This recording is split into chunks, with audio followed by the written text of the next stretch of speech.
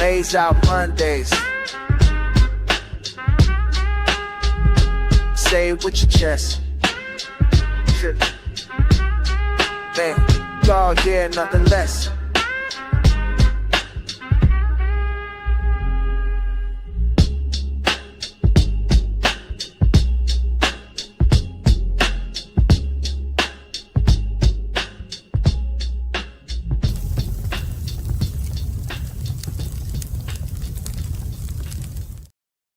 Hey, that's smooth, Lich. I like that beat. I'm about to freestyle. Right. Hey, I mean, I can cut the vocals out if you ever want to. Let's get it. Shout out to everybody in the chat. My guy Mike Legend is here. Ron Embry is here. Detroit Wolverine 313 is here. Good evening, good people. It is I, the Maize Madman. I'm here with my guy. Maniac. And of course, Your boy, Lich Max. yes, sir. Yes, sir.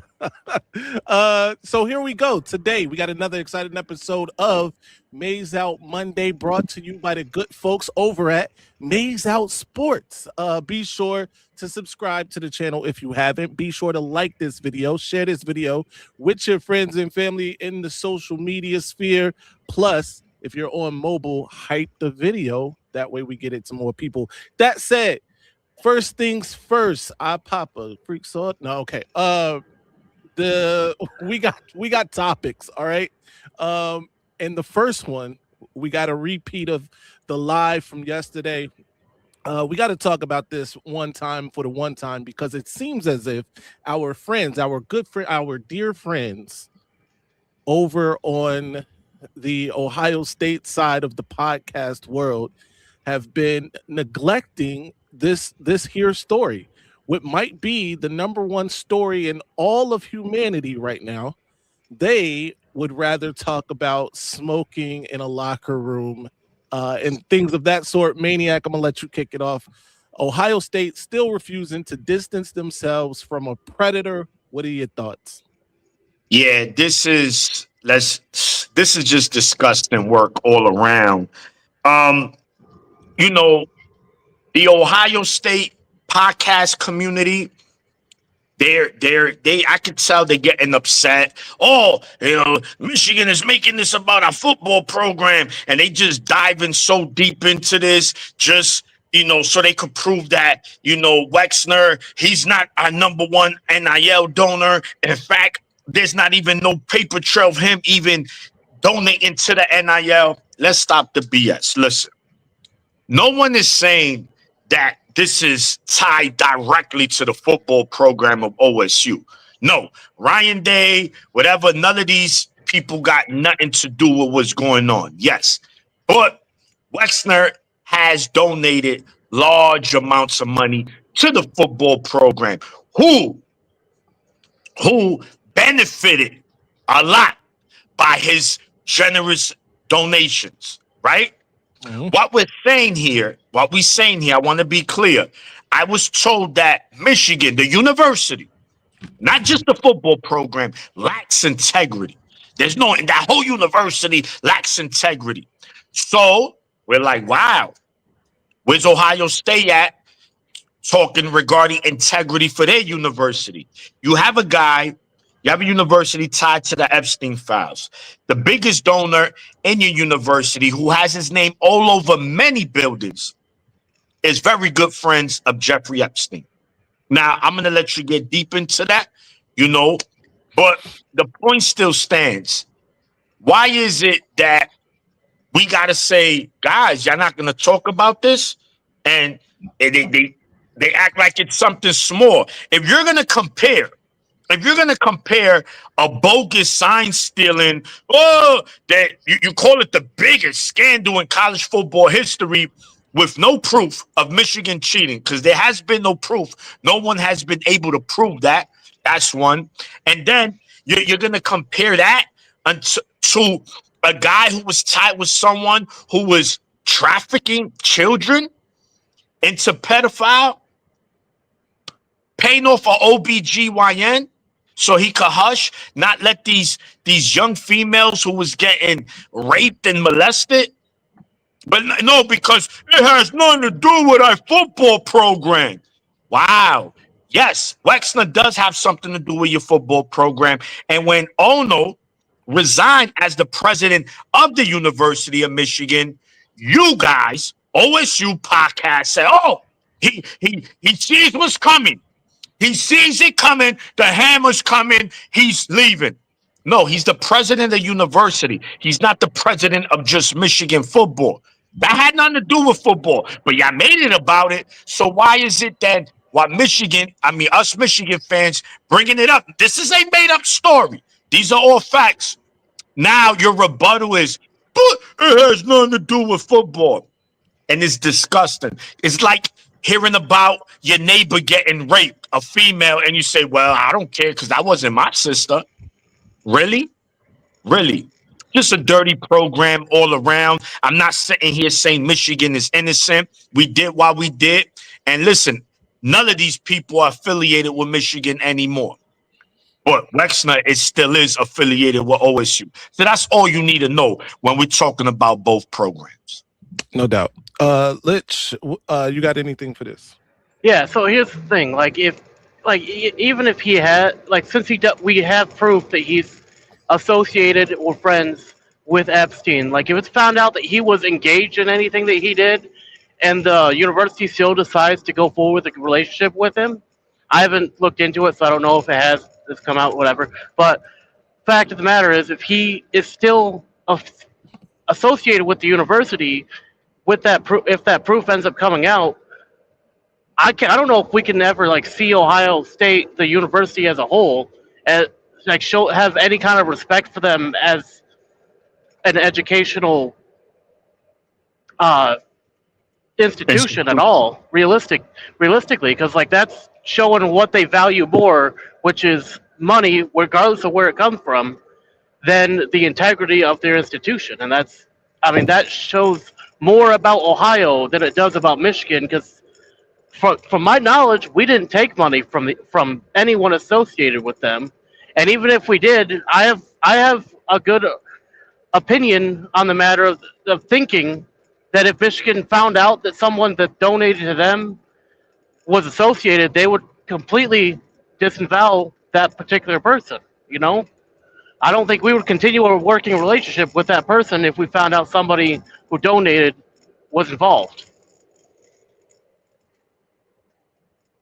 That's the end of my thought. That was very all over the place. Yeah, because we ain't gonna bring it. We ain't gonna bring this up again. We're not Buckeye school. I don't want to spend a lot of time on this either today. We talked about it, whatever. Maniac and Lich didn't have a chance to speak on it. They spoke what they needed to say. Shout out to Seth, though, who is a friend of the show, has been a friend of the show for a long time. Here's the thing. I hear what you're saying here with Whoopi Goldberg. Other people outside of just Whoopi were brought up, and maybe it's not as big a deal. At least it hasn't been in the public eye, right? Because Whoopi, like you said, is still a host on whatever show that is that you're referring to. And I am a fan of due process. If you saw me yesterday, I am a fan of due process. However, we've seen time and time again in these situations where there's a university or even in professional sports, right? There's somebody connected with that team, that program, that university in this case, that those universities and teams and programs move quickly to disassociate themselves with people like this, because it's better to be wrong and be on that side, right, than or it's better to be right, or I'm sorry, I'm mixing up myself. It's better to be wrong and have already disassociated yourself when in reality, if it comes out that Wexner is completely innocent of any wrongdoing, then you can probably mend that relationship. However, if not, and you wait until the 25th hour, then I think more judgment, more people are looking at you with the side eye. That said, there has been evidence, and Wexner himself talked about Jeffrey Epstein having access to his fund, to his money, basically,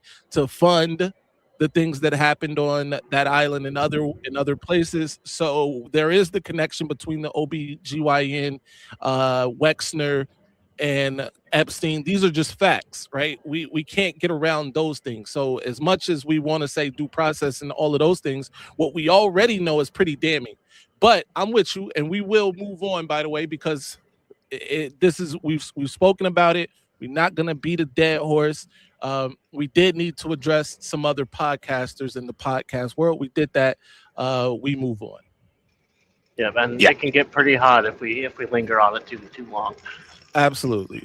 Unfortunately, ladies and gentlemen, there was a basketball game played Washington, D.C. between Michigan and Duke. Similar story.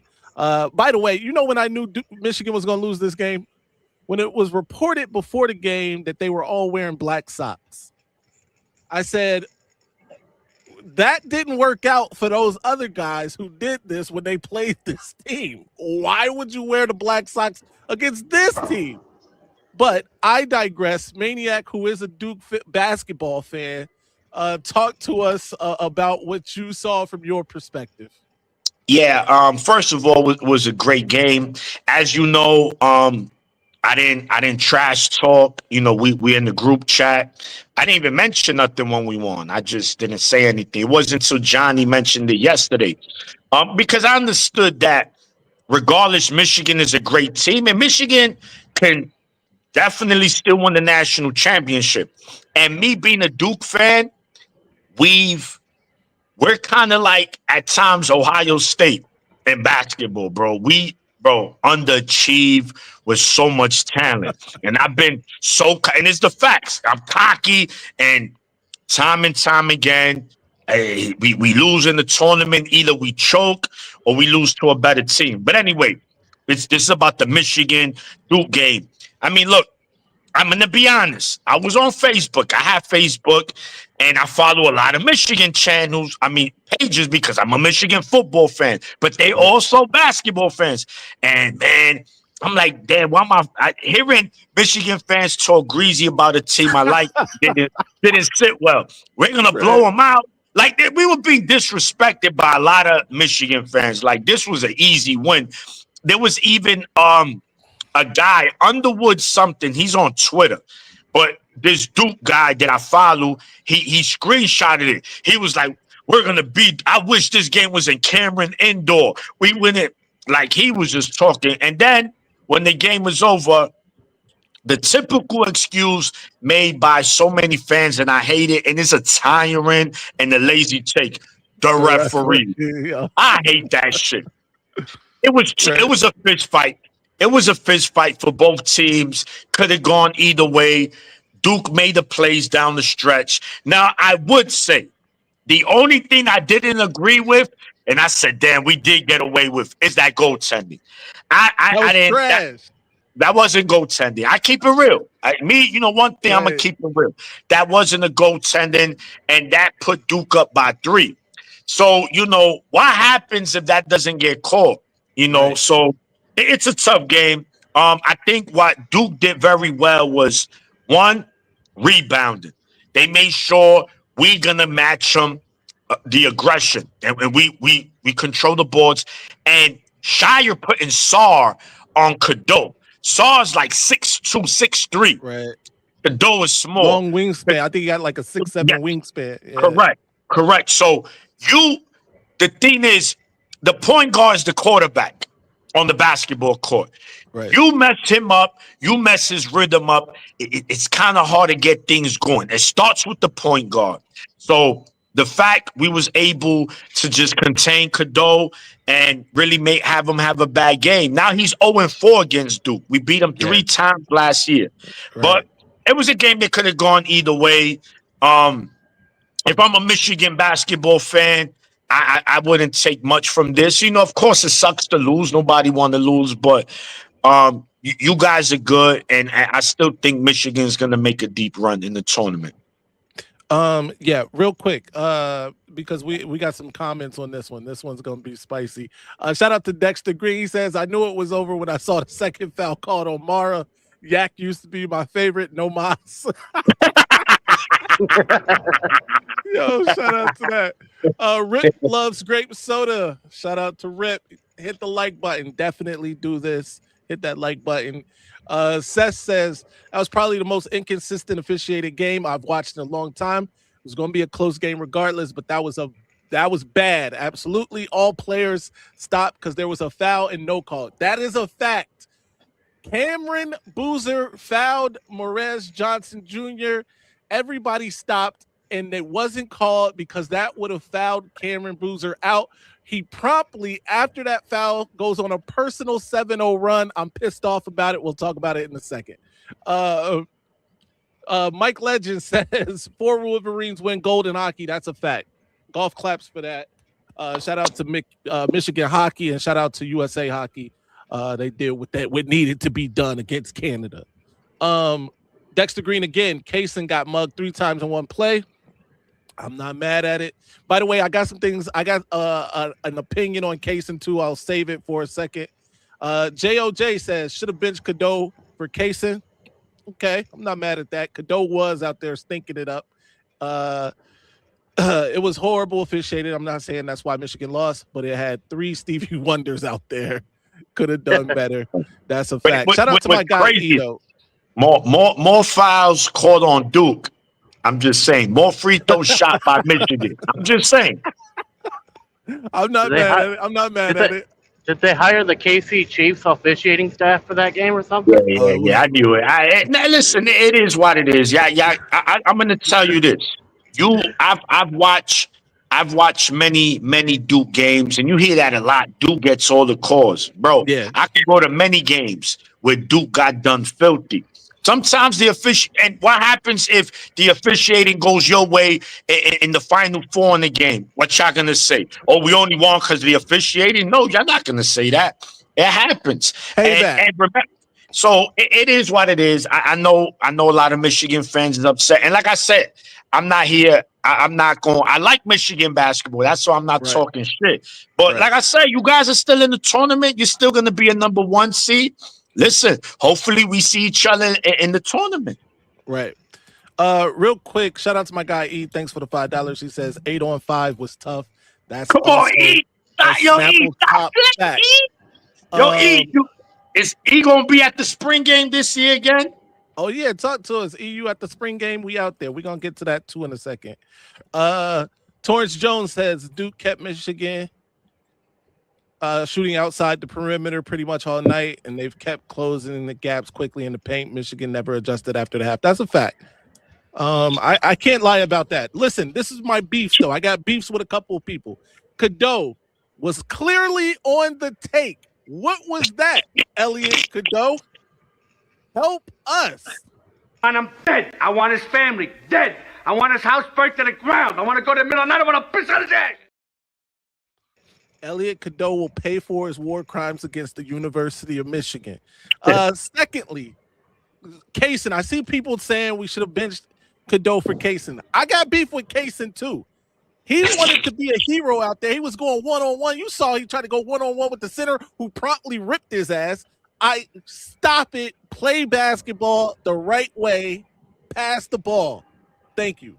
Outside of that, though, you were right. I thought the goaltending was a trash call. And by the way, they barely looked at it. They went and glanced at that screen. They said, "No, that's right." Go ahead. Yeah, that was dirty. I get a lot. That I 100% agree. That was dirty. Yeah. But I am also not going to give Michigan the pass because in the second half, Duke made adjustments.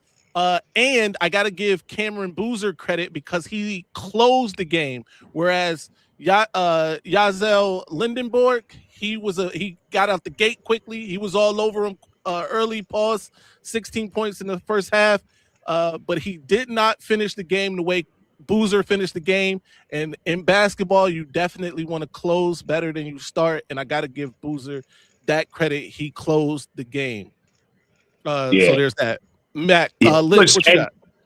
Yeah. Well, I didn't. I won't lie. I'm not really a huge basketball fan, so I didn't actually watch the game.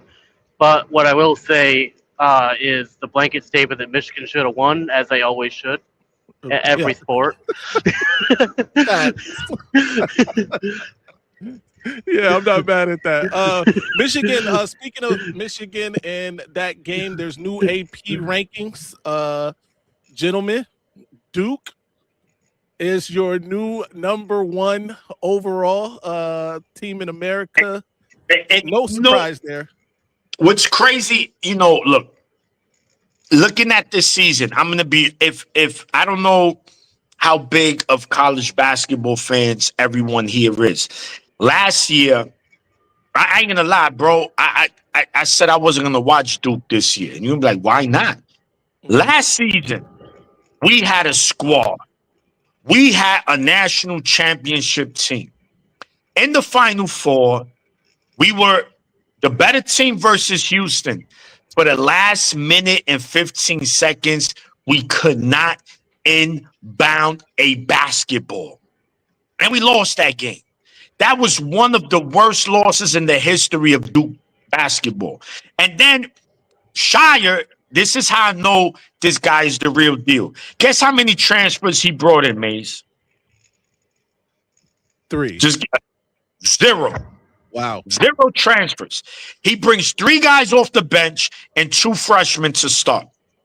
Yeah. And we're and not because I'm a Duke fan, we should be undefeated.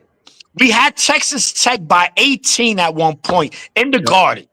In the Garden, we end up blowing that game. We lost by 1. We was up by double digits at halftime to North Carolina. They just, and mind you, you want to talk about refs? In that North Carolina game in the second half, 1 whistle blown on North Carolina. 1 in 20. Come on, guys. But I didn't bring that up. We need to play better. So, listen, Duke could easily be undefeated. But, again, this shit don't mean nothing. The tournament is what it matters. So, again, if I'm a Michigan fan, bro, just worry about the tournament, bro. This Duke game it don't mean shit right now. Yep. Shout out to Seth. He says Duke loses to Middle Tennessee in the first round. Yo, it can happen. Seth, I seen it. I seen, bro, we lost to Bucknell. No, not Bucknell. We lost to Butler. Damn, what was that point guard's name? He played for Portland. I'm upset. Absolutely. I'm pissed too, man. we upset about it, bro. We're not letting that go. Win the big. First of all, cook Michigan State ass again in basketball because they swear they the cream of the crop of the Big Ten. I'm tired of hearing Michigan State basketball bust their ass again and then bust their ass again in the Big Ten tournament. Make it 3-0 versus those bums. Right. Yeah, I'm with that 100%. Poor little bro them. Shout out to E. He said I'm definitely at the spring game. We pulling up, E. E, come to the crib, bro. He can absolutely. chill. We'll give you that. I got your number. We'll give you the details. By the way, speaking of that, let's get this out the way. Speaking of that, the spring game reminder. We will be live at the spring game Friday and Saturday. We are in Ann Arbor. Unfortunately, we can't stay as long as we did last year. But Friday night, big night, Friday night, we'll have players on the team actually come to the Stadium House, live interviews. You will be able to interact with those players. Also, there are still 2 spots left in the Stadium House. The Stadium House is, of course, where we will be along with the rest of the Michigan Avengers, including Johnny Oden Jr., TJ Ronan. In fact, I think that's it. No John Diadamo this season. John's got work, and he won't be able to make it. So it's TJ, myself, Maniac, JOJ, with 2 more spots open. We will get to how you can get one of those spots here in a second. But Maniac, what's up? Yeah, no, definitely. Someone put in the chat, Lehigh, McCullum cooked us. Oh, yes, it was. That was DJ. That was Austin Rivers year. I remember that. So listen, losing to middle Burger King Tech, yeah, it can happen. No, but listen, man, the spring game. We, again, man, this is the opportunity, for us to engage with a lot of you guys who support the channel, which we appreciate it, man. Honestly, And the stadium house, like my brother just mentioned, yo, it's nothing but cool vibes, bro. We had a great time last season. We expecting this time to be even better. Even if you can't make it, you're just gonna come to the spring game and then you gotta shoot back. Hit us up, man. We'll chop it up. We'll take some pictures and make sure to shout you guys out the following Monday. Because that's what we're here for, man. We're here for our fellow Michigan fans, and it gives us the first look of Whit and his staff, and a glimpse of hopefully what to see in September. No doubt, no doubt. Lich Max is going to be at the spring game, right? As far as I know right now, that is my plan. Yo, don't drive the truck into the stadium, bro. No, drive the truck. No, if I'm gonna drive the truck into any stadium, I'm gonna go through Columbus first. Let's go. Right. Be there or be square. By the way, you'll get your chance to meet Lich Max. That's enough you'll get right there. You'll get my live Lich picks for the spring game. Who's gonna show out? Lord. Who's gonna falter? Like which team's gonna win? Ooh. Lich lost a lot of people a lot of money this year. Hey, I also workled out a couple picks too. So no doubt. Oh, you're gonna do Lich picks for the spring game? Lich why not? Okay, I like that. No, I like that. All right. Yeah. I mean, right, I'm gonna assume. Hold on, Maize. They're not gonna implement the draft. I think that was more of the old regime. Yeah. That was like a Jim Harbaugh thing, right? Yeah, I think this is gonna be more traditional. Yeah, the first offense ones and twos, versus right? the first. Yes, the ones versus the ones, the two. Okay, yeah. Because I'm eager to see. I'm eager to see how the offense look, man, and how Bryce, bro. Because Bryce, bro. We'll get to that in due time. I'm sure, but Bryce needs to take a massive step, and I'm sure he will. He's got the talent to do it. Let's. It all comes down to the coaching and what is in Bryce at this point. So we'll see what happens. Let's talk about this real quick, man. These new. Oh, go ahead. I was just gonna say I'm real interested to see how that defense is gonna look now that we have a whole new scheme being implemented from the old wink system coming into this new system. Really interested to see what that's gonna look like. Yeah. There's a person. Okay. I don't know if anybody got like a Blink doorbell or Ring doorbell. Yeah, I do. All right. So one of the things that bothers me now about it, right, is like with AI that now they telling you things like about like what's going on outside or whatever, right? So it used to just be like there's motion at your front door. Now it says there's a person walking by your front door. Like there's a cat that comes to my deck at night, from time to time, and the joint will say, "There's a dark figure on your deck," and I'm like, "Yo, what?" You know what I mean? Got you like tripping out, bro. Just say there's motion at the back. That's it. Back to that. I haven't seen that. It's through my wife. Well, it's different. I live in an apartment building, so the neighbor and stuff. It is say I don't know if it's exactly giving us that. Saying that I have to ask her because it's through her phone. She has it through her phone. But we also have it here at her mother's place too. They have a ring. Yeah, that cat is a skinwalker. Clearly, bro. Yo, he was sent by Ryan Day's brother. Absolutely, man. Hey, all right, let's talk about these rankings real quick. Duke moved up to number 1. Arizona, who beat I believe the number 2 team in Houston, moved up to number 2. Michigan dropped to number 3. Iowa State and Houston round out that top 5. That sound right? Yeah, that's good. Mind you, Iowa State lost to BYU this week. So they didn't really I find that kind of odd that they're 4, but okay. Yeah. UConn, who coming into the season, I'm not gonna lie, I thought was the favorite to win the national championship. They brought back a lot of talent. They got some talent. UConn is a team to look out for. They're at number 6 right now, followed by Florida, Purdue, Gonzaga, Illinois. By the way, there was somebody in here who said that they think that Florida's going to make a deep run. I think it was Gigi said that Florida's going to Yep. make a deep run. What you Possible. think about this group? Yeah, that's good, man. If I'm not mistaken, bro, you guys be in. Have y'all played Illinois yet, or y'all about to play Illinois? We about to play Illinois. About to play. I Okay. think we So- also play. Did Michigan play Illinois already? I don't know. I'm not sure.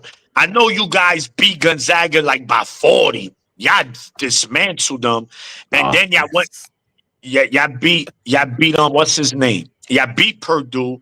So right now, y'all got Michigan and Duke is tied. We both got 2 wins within the top 10. We Right. beat Michigan and we beat Florida early this year, Big Ten SEC Challenge. You guys beat Purdue and Gonzaga, and y'all got Illinois. We have Right. Virginia left and UNC left as far as ranked teams. So we still got 2 ranked games left. Shout out to my guy Dexter Green. He said we have not played Illinois yet. So yeah, it's about to go down though. I know that for sure. And by the way, it just sounds crazy listening to Maniac say y'all when referring to Michigan. I'm not gonna get used to it. Yeah. But all right, let's go.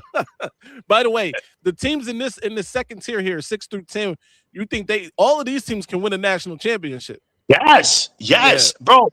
Listen, every single team in any tier can win the Natty or make a deep run. This is what makes Except for college poor little basketball. Yeah.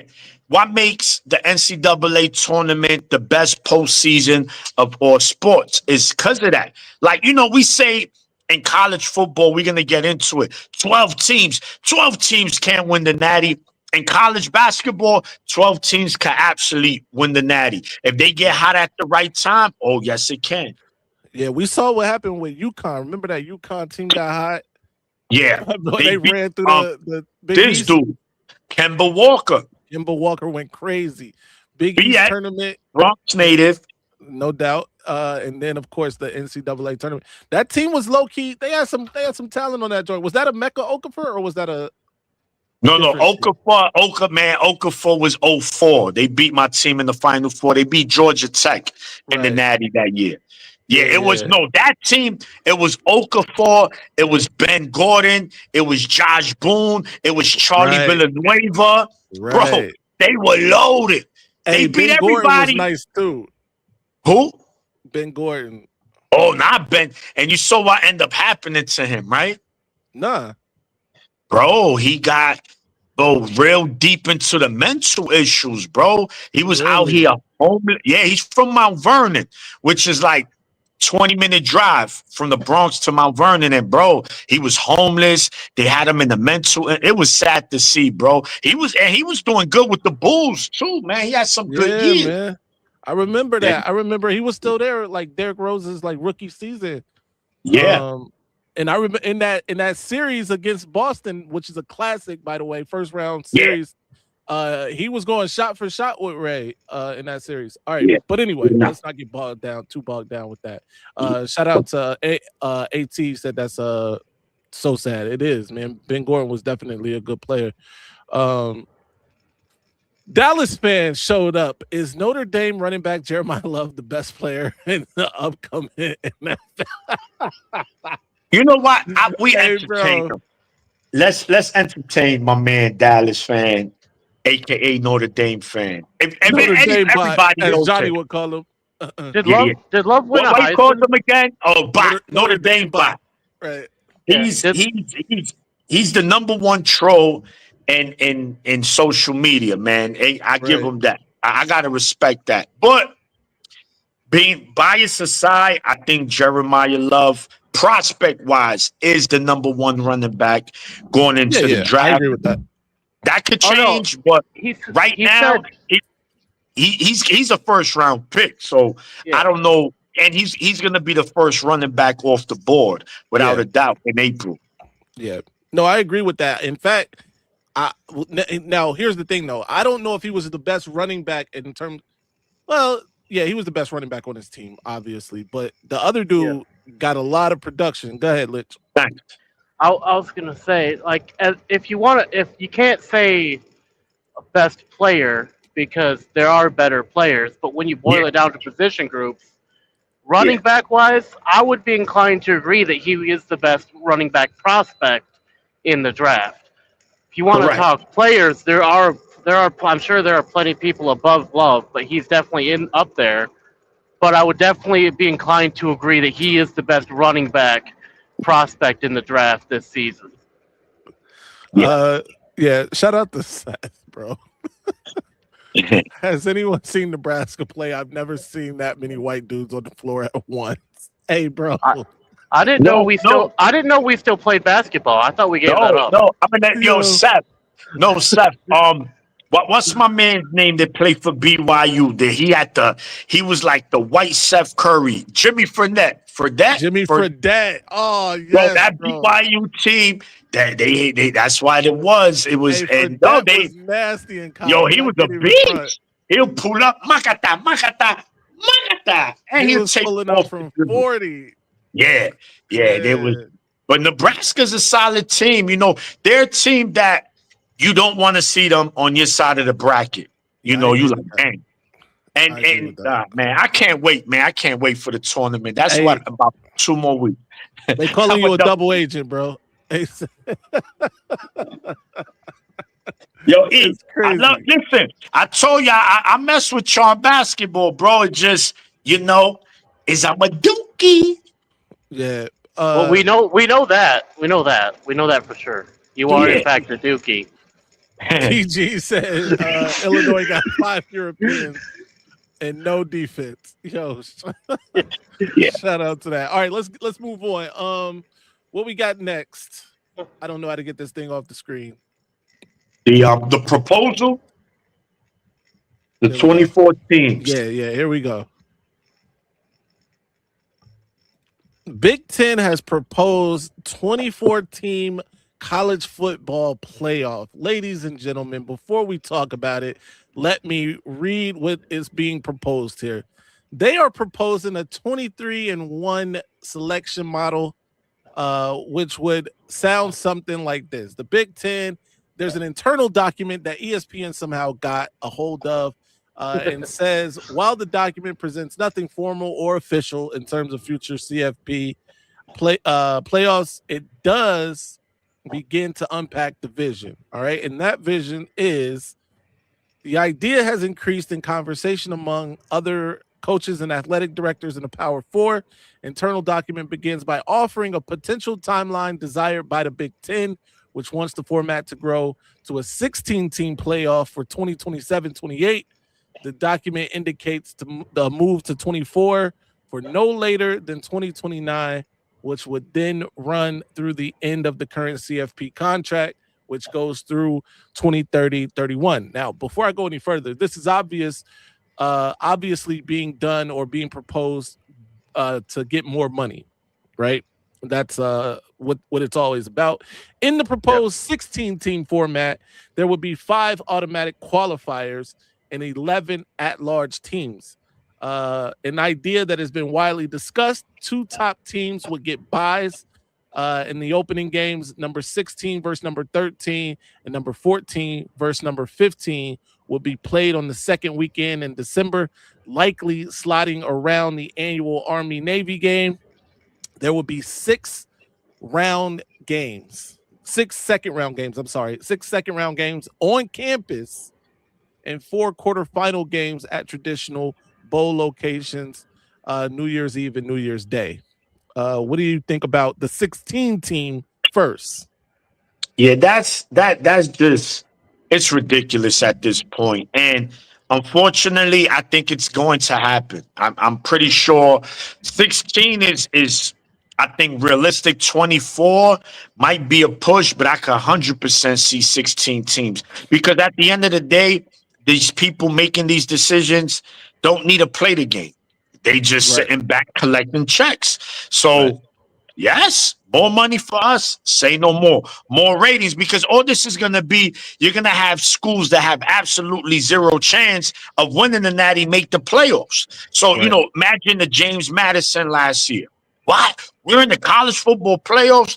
That game alone, the ratings were, I'm pretty sure, 90% James Madison fans. We knew the outcome, but the fact that they were in the playoffs. So I don't like it, man. And that all that means is you either shorten the regular season, which they're not going to do because, again, it's about money, or you eliminate championship games, which that might be a possibility. It sounds like that's what they want to do in the 24 team format, by the way, is eliminate championship because games. what at one point, Maize, do we start the season mid-August?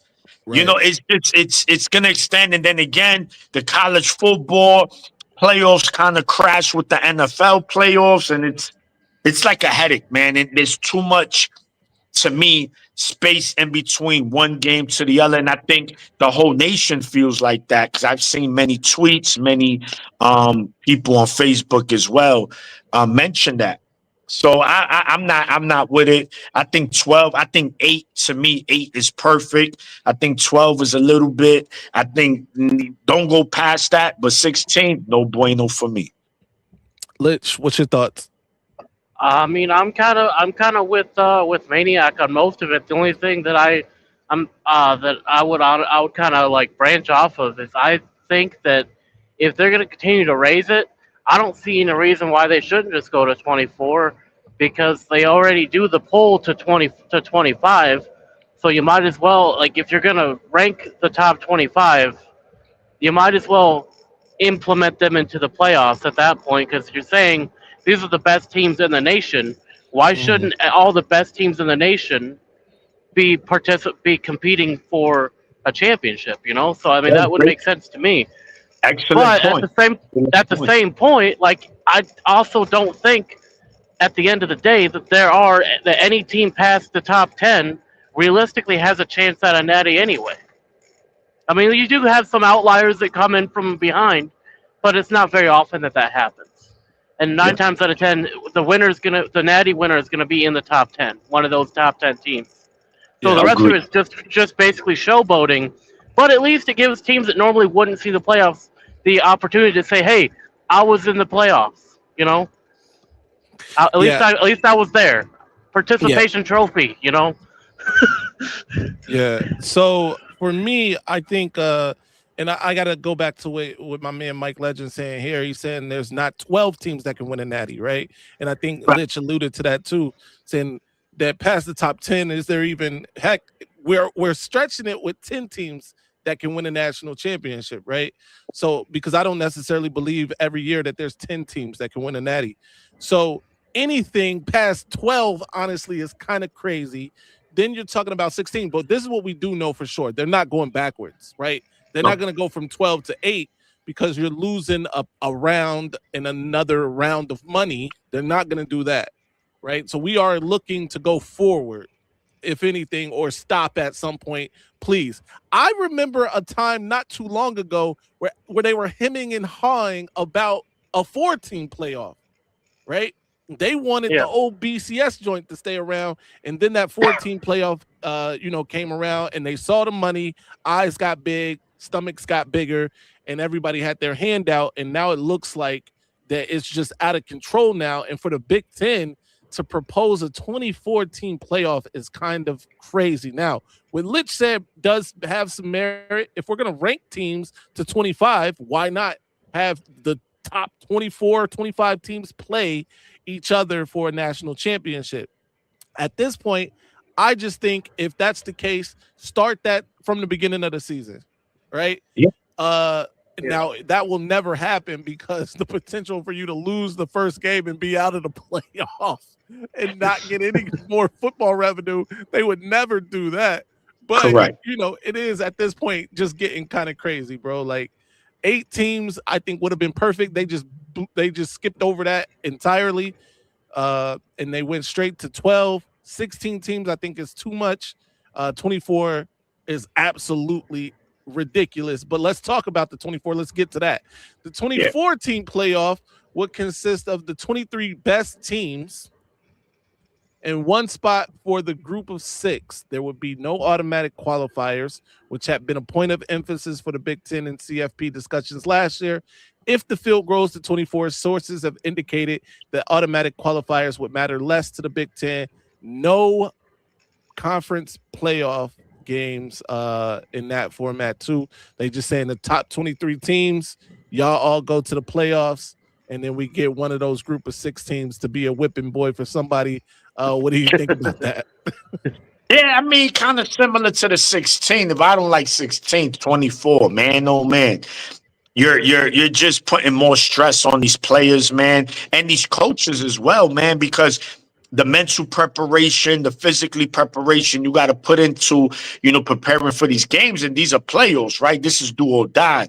So I'm pretty sure a lot of these coaches don't get much of sleep during this time. So, it's just tough, man. I don't think it's the right thing, but I can see it happening. Definitely, I can see it happening because it's a greedy. We saw that with the whole conference realignments in basketball and in college and football. So it's not about oh, let's make things easier for them. It's like, no, let's make money. Like, who would have thought Washington, USC, Oregon, UCLA in the Big Ten, where there's mainly just teams from the Midwest? There's a couple of them on the East Coast. Remember, Rutgers wasn't part of the Big Ten. They were part of the Big East, right? Mm-hmm. So was Maryland. Maryland was part of the ACC, right? And then they joined the Big Ten. And so was Nebraska part of the Big 12. So just leave it alone, man. But we understand that we live in a capitalist country, and the only thing that matters is the dollar bill. And college football is probably the most watched sport, regular season through the playoffs of any sport, right? Arguably, not saying that it is. So numbers don't lie, man. If they can make more money, they're going to do it. So that's a no for me. That's a fact. Lich, what you think about 24 teams, 23-1? I mean, like I said before, if you're going to rank the top 25, then you might as well have them compete for a natty, But at the end of the day, I do agree that it's way too much. I think we should have just stuck at 8. I think that would have been that's like the perfect number. But if we're with 23 plus 1, basically bye week is what it is. It does offer more opportunities for one of the other 23 teams to potentially cause an upset in the playoffs. Like, it's very rare that does happen, but it's not unheard of that it does happen, that a team makes it in when they weren't supposed to, and then ends up winning out. It's possible for that to happen, and I think having that many teams offers more of a chance for teams that ordinarily wouldn't be competing for an Addy to compete for one, even though 9 times out of 10 we're not going to see anyone outside of the top 10 winning the Natty. It'd still be interesting to see how these teams play when the spotlight's put on them, rather than them just seeing their ranking below the top 10 and going, "Oh, well, we're done." Yeah, it'll be great to see that fire in them when they're in the playoffs. Granted, most of it's going to be participation trophies, but it'll be a good spectacle nonetheless. And like you said, the ratings are going to be great, and it's going to be a lot of revenue for college football. Yeah, but eight's perfect. So the positive that I see potentially out of 24 teams is this: there are going to be some matchups that you never see, right? You'll get to see, I don't know, Michigan, Louisville, or Michigan, Florida State. Well, we've seen that, but I'm just saying we don't see those often, right? Michigan, right.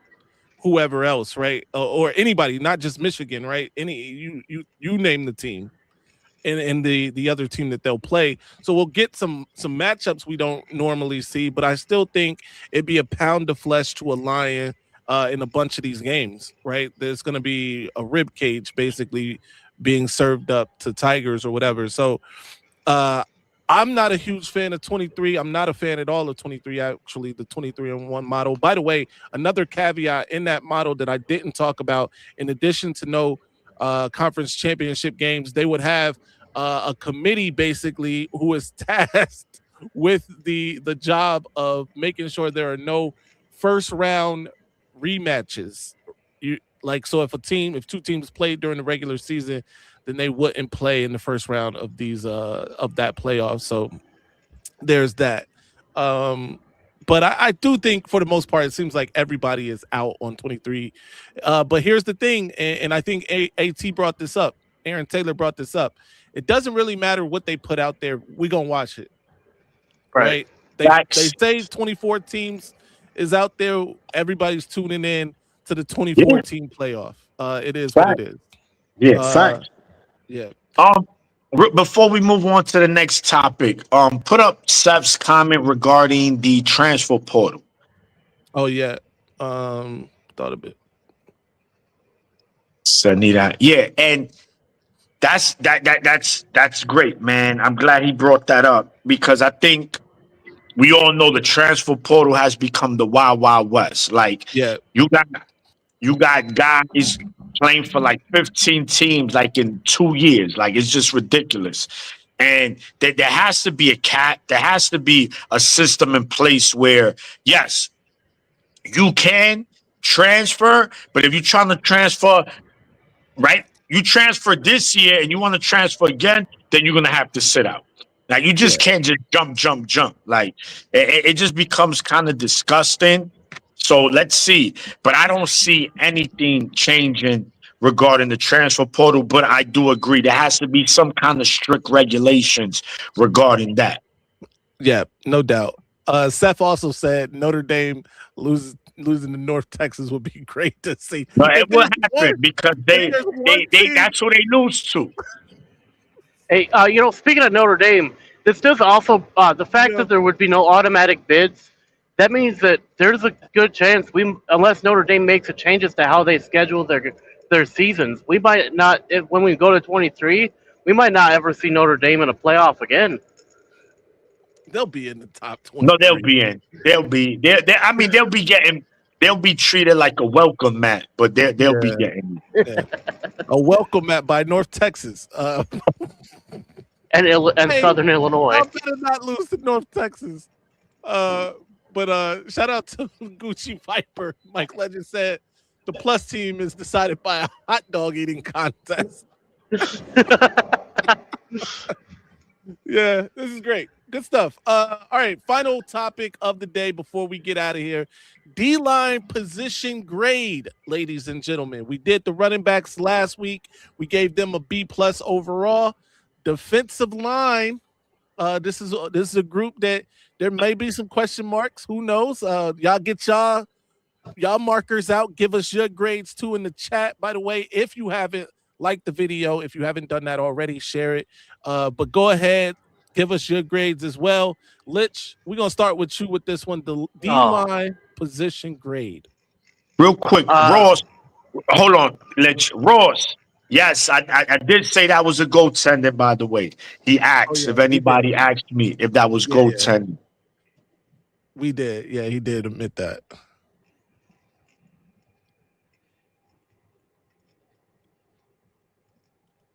All right. Voice of College Football Michigan will be live at 8 p.m. tonight. Show some support for John and TJ and everyone.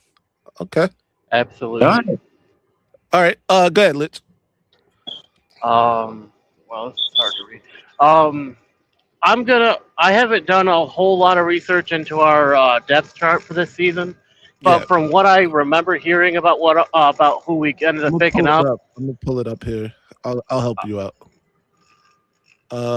Guess who just popped into the chat? Oh, it's old mods. Sticks, you here just in time for the D-line position grade, man. He was waiting for it. The what? Defensive line position grade. Oh, wait a minute. Yeah. I will yield my time to Sticks. I'll let Sticks go. All right. Hold on, Sticks. I'm trying to get this list up here so we can see it, so everybody can see it. So let's before we do that, let's start with who left. Right. Who's left from? So we lose Derek Moore, who was our best defensive line player. He was an edge. We lose Jay Sean Barham, who was the other edge. We lose Ray Sean Benny, and we lose my man Trey Williams. So that's already 4 guys right off that. Is TJ Guy got another year of eligibility? I believe so. I'm pretty sure TJ Guy is gone, right? He's I out. think he's gone. Yeah. Because I saw something where I'm like, he has another year. But yeah, I just want to make sure. All right. And he's gone. So there you go. So that's 5. 5 players on the D line gone. Key contributors, by the way. All right, so this is a projected starting defensive line for Michigan right now. I'll read it off. At edge, you got Marshall, and I believe that's Henry Daly. Henry Daly, right, from the transfer from Utah. And then in the middle at the defensive tackles, we got Eno Etta and then Pierce at tackle. Those are the projected starters. And that's not a bad starting lineup, right? Right. Marshall is a bit unproven. Yes. Etta, we still waiting for the best of Etta. Pierce, I like what he was doing towards the end of last season. And then Henry Daly, we know if he's healthy, he's a game wrecker. What y'all think about that? But yes, Sticks. Oh, I like the Pierce. Like you said, Marshall, I'm not necessarily sold on just yet. I got to see more out of him, see what he can do, because again, and again, we have a new coaching staff, so maybe they can pull what needs to be pulled out of him, or put him in the best position to shine at that position. So we'll see. Obviously, our strength of this defense is going to be probably, it could be Etta, depending on how he shows up and if we can get his motor together. But it could be Etta, Pierce, and Daly will definitely be the ones that teams will have to worry about. Yeah. By the way, once we get into like the 2 deep, there's people like Dom Nichols, Ida Paye, Carter Meadows, right? There's Blade, Patterson, Kanka, Davis. There's Moten, Pale. I'm sure I'm messing that name up. Pale. Vallejo, by the way, who we interviewed right here on the channel, who I think is going to be a dog. They got him like 4th on the depth chart at nose tackle. That's crazy. Are these true freshmen? Like the blue is true freshman, right? Blue is true freshman. Hey, man, I would love to see some of those guys red shirt. Yes, 1000%. Just to get bigger. Like Meadows, I would definitely want him to red shirt for sure. I don't think he's gonna red shirt. I would love for him to do it. I know why he won't, but I would love for him to do it. Let him get his 4 games. And then let him sit back and just become a pure beast from the gym and just an athletic standpoint, and then welcome the world to him. And he still got 4 years of eligibility. I think that would be beautiful for him and his development in his career. But again, we are in the I need it now phase. So you know what I'm saying? It just depends on how it looks. But a lot of these guys could really benefit from being under these senior guys and strengthening and conditioning themselves to where you understand it's not confusing to you. You're not making mistakes now because you understand the system compared to as a freshman. I expect you to make mistakes, so I have to simplify the system for you. Right. Yeah. So, what about do we expect Henry Daly to be available week 1? That's a good question. That's the $1 million question. I'm pretty sure we'll get some updates come spring game. I'm pretty sure somebody's gonna have something out there for us. I know he's not gonna play. I don't think he's gonna be ready yet, but hopefully he's doing some kind of running by that time. Right. But if I'm not mistaken, didn't the NCAA hiked up the amount of games they could play now? Or that was being proposed? I think it's proposed. I don't know if it went through yet, but I know what you're talking about, though, Maniac. Yeah. So what you think, Maniac, though? Would you rather him, fellas? I would rather him sit that first game and probably come in that second game. Daily? No. Yeah. Well, here's the thing. I think he should warm up the first game. Who we playing game 1? Western Michigan. Yeah. I mean, at least get a couple reps. Yeah. Right? Yeah. 2. Yeah, 2. I like that. 2 reps.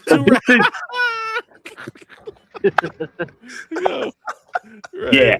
No, this is, when you look at this, man, I'm gonna assume this is probably the position group. I have one of the biggest question marks for. Ooh. It's not no Daly. He just started walking. Okay, where we at? We late February. We still might Figure be good. March, April, May, June, July. Maybe July he start. August. Yeah, we don't know. Look, he probably gonna start getting into activities probably August. Correct. So he might not be available. So that's the thing. Sticks, that we might have to call on Carter Meadows earlier than what we want to, and he's gonna probably have to play. Especially if Daly is a no-go, and of course they're not gonna put him. They're gonna put him on the pitch count. He's not going to play 30, 40 snaps. They might play anywhere from 15 to 20 just, to get his win. Trey Pierce and Eno Etta. Eno Etta was a highly regarded recruit coming out, man. We expected a lot from him, and he just hasn't been, anything. Let me not say he just hasn't lived up to the potential yet. And that, hopefully this coaching staff to get him up and ready and going. Trey Pierce, hopefully he could start looking much better. And the beauty about, Witt, we know why he did. He has split the coaching duties regarding the D-line. We have a D tackle, Coach Black from Vanderbilt, and then my guy, the D-ends coach. Lewis Powell. So I think we're going to see a better D-line. How much? I don't know. And we're going to need them, man. If Michigan is going to make a playoff run, our D-line has to be close to elite. I'm not saying they have to be elite, but it has to be close to elite if we're going to make a playoff run with that schedule, guys. Yeah, we definitely, because our weak point is going to be our linebackers right now. That's where we're weak. Yeah. We're not I strong. agree. So our secondary is a strong suit, and our linemen can be a strong suit, but the linebacking core is where we're going to have a few headaches, and especially if Boateng is playing. It's again he's got to get. I think with the linebacking culture that we're going to have now, and just in general with the coaching staff, I think they're going to make strides that they just possibly couldn't make because of the previous coach staff. No shade, but just being honest, I feel like with Whittingham's staff, they're there to do a job, and they're going to do their job to the best of their ability. And so I'm going to give them that. And so while these guys are going to make leaps, I just feel like from what I've seen previously is where I'm just unsure at this moment. Yeah, no doubt. All right, so here we go. We at that time where we got to give a grade. I'll kick it off. So I think that there's a lot of potential on this defensive line. I like Marshall. I think he has a monster year this year. I like Henry Daly. Unfortunately, we don't know when he's going to be able to play. Etta is a question mark more than anything for me right now. Pierce is a proven commodity. I think he's going to have a good season. Dom Nichols might be the one to look out for. That's going to be a name I think you need to look out for. In fact, he might get the reps until Henry Daly can go, and he might be able to make a name for himself. So with all that said, I'm gonna give us a C. I gotta give the defensive line a C right now because there's a lot of question marks. Right? I agree. Even in the guys that have been here, there are question marks. So I'm gonna give it a C. Now on potential, this thing could be a monster. And I think right now, Pierce and Marshall probably our best linemen that can play initially. So I'm gonna give it a C. Solid C. Maniac, what you give it? Right on the money, my brother. C makes sense. And the reason I'm not giving it a B is because I don't think Daly's going to be ready. So like you said, a lot of these guys are somewhat unproven. Potential, we know potentially, but potential doesn't win games. You got to go out there and prove it that you like that. Nate Marshall, we know he's a French 5-star. He needs to play like it this year. Dominic Nichols, he's a 4-star. He got the size, man. He got the athleticism. He just got to put it together. The D tackles, Etta, Come on, man. This is the year. So until I see it, definitely a C. Without a doubt, man. I'm going to give our D-line a C, man. And hopefully this is the wild card of our defense and they just ball out this year. But for now, a C, no doubt. Yep. Shout out JLJ. He says Nichols has to step up. Lich Max, what you giving the D-line grade? You know, like you said, there's way too many questions to really give it a super high grade. There's so much potential on the defensive line that we could easily say off potential alone that B plus A. But with all of the questions that we have and all of the unproven talent that we have, I think a C minus to a C is pretty accurate. Because like if our entire line was healthy, ready to go day one, I'd say C plus easy. But right now, I think I'm looking more towards like C minus C area. Yeah, no doubt. Old man on the sticks. Yeah, I'm with everybody. Yeah, I'm gonna go with a C, but I'm gonna go with C with an asterisk. Okay. And the reason why I put the asterisk there is from what we're talking about, because we could be a C rolling in here without Daly, but if Daly plays, we could easily be a B minus. Yeah, you see what I'm saying?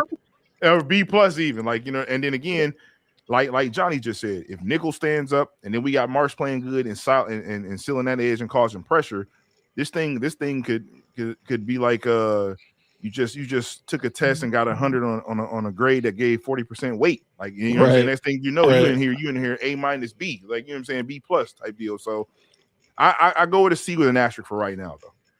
Yeah. Look at Seth's last comment. No, we don't do asterisks. Yeah. Oh, because you know, the spy game. I was natty. But I hate it, right. Of course.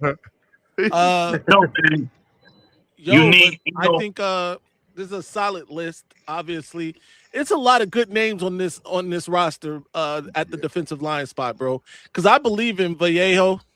He hasn't proven a thing. That's why we can't go too crazy there. Carter Meadows obviously is him. We can't go too high. He hasn't proven anything. But there's a lot of talent on this team without a doubt. How do you pronounce that? Leia? Vallejo. Oh, no. Oh, you mean Leia Aya? I don't know. Leia Aya, yeah. Ooh. Leia Aya. Yeah. I gotta go. By the way, I think he's another Utah transfer. That's what I'm saying. Yeah. He gonna call. He's got potential. Yeah, right? for sure. That's a good rotation piece, if anything. Yo, we didn't talk about Moten. He can be, a problem. It's guys on the roster for sure. By the way, shout out to Hammond. Remember, Hammond was a big deal a couple years ago. We got him. I believe he's from Ohio. He hasn't really played, but he's a big dude. I think he's like 6'7", 6'8", big dude, bro. And he doesn't play, but whatever. Yeah, I just hope this staff get these guys up to speed, man. If you look at the run all the way from 21 even to 24, the season where we didn't do good. Sharon's first year, we had good D line. Yeah, and that's where it starts, man. The trenches, right? Look at Miami, look at Indiana. All good teams, man, have elite or close to elite D lines, and we're gonna need. I think potentially we can be, but I'm not gonna jump off that. I'm not gonna jump off the bridge yet, man. The guys got to prove it. But we did get a very good D-line class coming in, man. So I think the future is bright, man, without a doubt. I think the one player that I want to see kind of step out of the shadows and into the spotlight is Eric Paella. I want to see him do something, really make a name for himself this season. Because I think this is close to his last season. I believe he's got either this is his last or he's got another one after this. I don't remember where he is on his eligibility, but I definitely want to see him actually get out there and make a name for himself on the field this season. No doubt. No, I'm with you. Eric Paella is a name that I want to see step up. Shout out to DK all day. He says, "Yo, good evening, gentlemen. Chat, hit that like hype on your way in. Go Blue spring game. Be there or be square. Yes, sir. By the way, DK was at the last spring game. He chopped it up with us. Got some souvenirs to take home. By the way, we are going to be giving away things from the channel. Be there this year. Last year, it didn't quite make it in time. We got them in a box sitting next to me right now. We're giving them away this year. So you be there, you get one. All right. Gentlemen, look, it's time. It's that time where we bid you adieu. Sticks made it in late, but he got here, and we appreciate that. Lich Max, tell the people what you got going on, where they can find you. Well, you can find me at Between the Hashes Fridays. We're still working out some channel details, but we'll be coming back here soon. You can also find me everywhere at LichMax on all platforms. If you can't find me there, I'm probably not there. And you can also, every Monday, right here on the best Michigan podcasting channel, dare I say best sports podcasting channel in the world. Yes, sir. The Maize Out Mondays, brought to you by the Maize Out crew, Maize Out Sports crew. Absolutely. I'm right here. No doubt about it. Sticks, tell the people what you got going on, where they can find you. Man, you can find me in class. God, yeah. that's what I'm doing, bro. Right. I'm out here trying to get to it. But either way, Old Man on the Sticks. You can find me at I was about to say Old Man on the Sticks. No, it's not that. I do that called, too. Man, it's because and it escapes me, but it's the Old Head Podcast. I mean, Old Head Sports Talk is the channel, man. I'm out there just kicking it. We'll be coming back, just trying to knock this school thing out as usual, you know what I'm saying? And then getting ready for my son to go to college.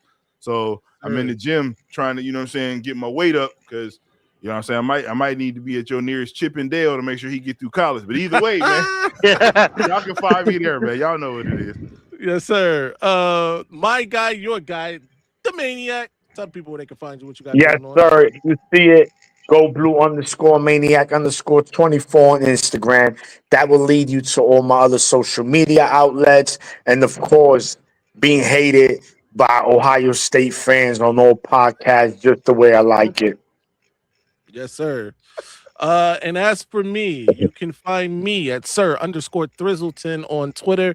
Follow the channel, The Most Sports or Maize Out Sports everywhere. Till next time, stay angry, my friends. I'm up. Ladies and gentlemen, this might be our best season ever. My ratings, they're about to go through the roof. All right, now I'ma calm down. So I just don't get that all that Maize and that lock and all that fun. I just don't get it. So. And how the oh my God, we're shutting the damn live down. Good night, everybody.